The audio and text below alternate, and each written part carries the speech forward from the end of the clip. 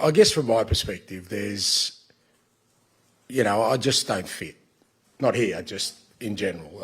If you look at it through the prism of, I'm a failed manager who's lucky to get this job, and I can find the print that's actually that said, then of course this first 5 weeks looks like this guy's under pressure. There is an alternative story that you can look at it. I came into the Premier League 2 years ago. I took over Tottenham, Spursy Tottenham. I was told by the chairman at the time, this club has to win a trophy. Has to win a trophy. He said, we've tried to bring winners in.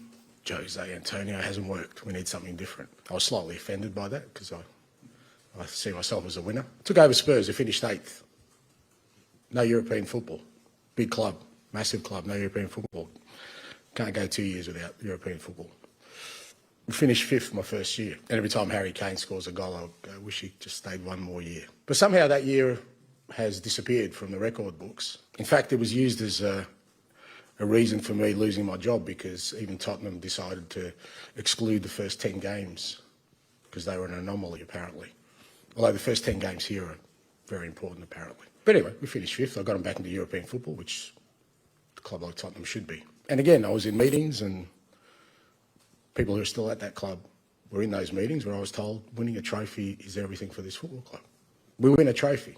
We shed the tag of being Spursy. It's Champions League football, which brings some rewards, the opportunity to bring better players.